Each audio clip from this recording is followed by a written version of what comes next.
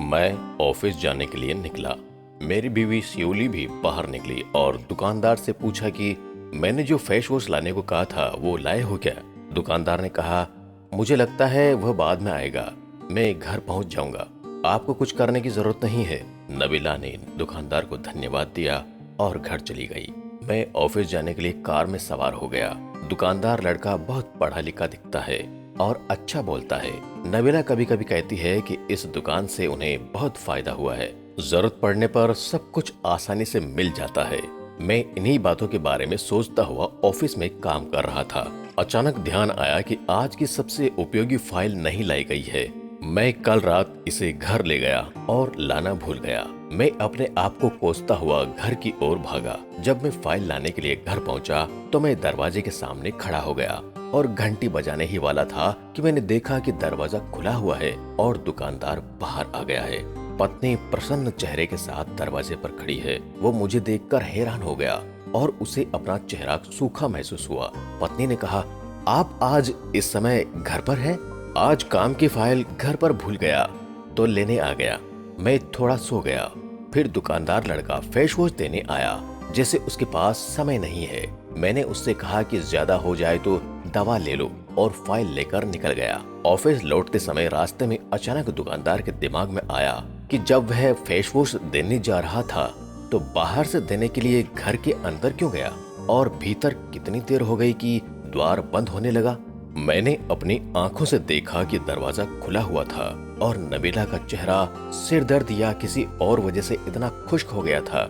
मैं कार्यालय पहुंच गया। जब मैं बकवास विचार सोच रहा था, इसलिए मैं अपने कार्यालय कक्ष में बिना सोचे समझे फाइलों के साथ काम कर रहा था, लेकिन मैं ध्यान क्यों नहीं दे पाता। किसी तरह मैंने बाकी काम निपटाया। फिर मैंने फाइल चपरासी को सौंप दी और ऑफिस से निकल गया।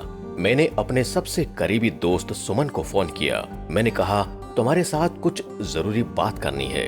हालांकि सुमन मेरा दोस्त है, फिर भी मैं उसे अपने भाई से बढ़कर मानता हूँ। किसी भी समस्या में वो मुझे सबसे अच्छा समाधान देता है।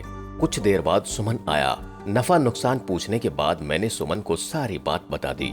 सब कुछ सुनकर सुमन कुछ देर सोचता रहा।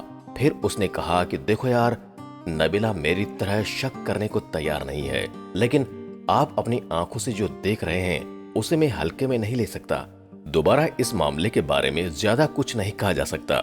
इसके बारे में कुछ करने की जरूरत है ताकि कोई सबूत मिल सके।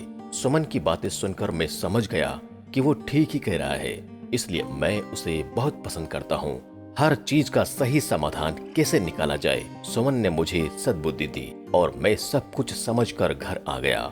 तो मैं द्वार पर खड़ा हो गया और कार्यवाहक रहीम से बात की।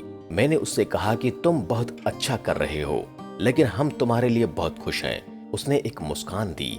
मैंने अपनी घड़ी खोली और उसे दी और कहा कि ये तुम्हारे लिए उपहार है, मेहनत करो। और हाँ, मैं तुम्हें एक अतिरिक्त जिम्मेदारी दे रहा हूँ। हमारे घर कोई नहीं आता। अब से मैं लिखूंगा कि कौन कब आएगा। रहीम खुशी से कहता है, ठीक है सर। मैं भी घर चला गया। मैंने नबीला को नाश्ते के बाद बताया, मैं समझता हूँ कि मैं सोमवार से 2 दिनों के लिए ढाका से बाहर रहूंगा। मैं तुम्हें घर पर अकेला नहीं छोड़ना चाहता, लेकिन अगर मेरे पास जरूरी ऑफिस काम नहीं है तो भी मैं नहीं कर सकता। नबीला के चेहरे पर खुशी की चमक नजर आ रही थी। उसने कहा कि मुझे तुम्हारे बिना रहना पसंद नहीं है, लेकिन आपका काम बेहद जरूरी है। मैं 2 दिन मैनेज कर लूंगा। मन में बहुत कुछ सुना पर कुछ नहीं कहा। मैंने अपना चेहरा सामान्य रखा। सोमवार की सुबह मैं घूमने के लिए घर से तैयार होकर निकला था। मैंने अलविदा कहा और कार में सवार हो गया।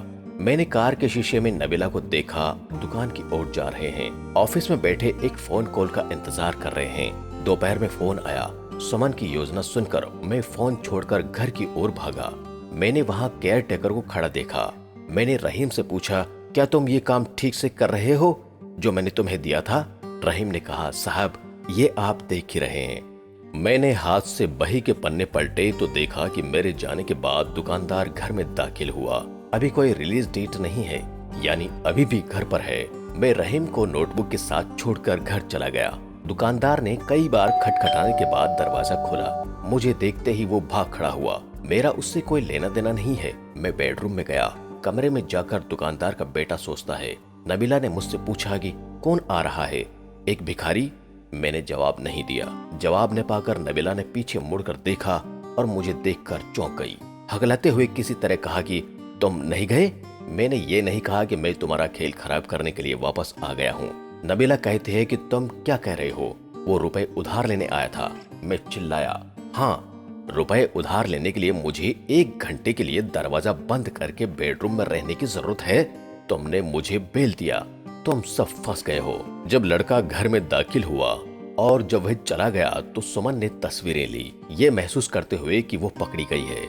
नबीला रोने लगी, मेरा हाथ पकड़ा और कहा, मुझसे बहुत बड़ी गलती हो गई है। तुम सारा दिन घर से बाहर रहते हो और मैं घर पर अकेली। ये कैसे हो गया? कृपया मुझे इस पर क्षमा करें। मैंने झटके से अपना हाथ खींचते हुए कहा, मैं पूरे दिन व्यस्त था, लेकिन ये आपके लिए था। मैं पूरे दिन व्यस्त रहता हूँ और आपकी सभी आवश्यकताओं को पूरा करता हूँ। मैं तुम्हारे लिए कमाता हूँ और तुम मेरे घर में बैठकर मुझे धोखा दे रही हो। मैं आपको कभी माफ नहीं करूंगा। मैंने उसे 1 घंटे का समय दिया कि वो सब कुछ लेकर घर से निकल जाए, नहीं तो मैं पुलिस को बुला लूंगा। मैं बिना कुछ सुने घर से निकल गया।